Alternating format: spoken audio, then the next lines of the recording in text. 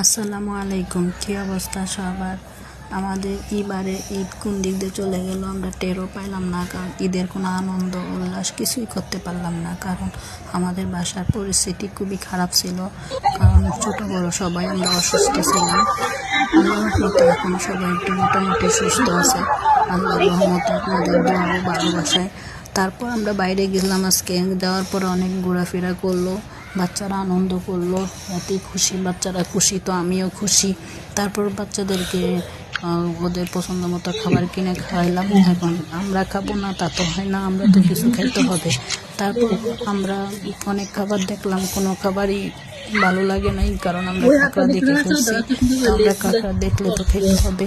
তারপর ওইখানে বসে খাবো, সেটা হয় নাই, কারণ আমাদের বাচ্চা কাচ্চা অনেক ঝামেলা করতেছিল, বিরক্ত হইতেছিল, কারণ অনেকক্ষণ ঘোরাফেরা করছে। তো তারপর আমরা পার্সেল করে বাসায় নিয়ে আসার পর মজা করে খাইলাম, খুব ভালো লাগলো, টেস্ট ছিল।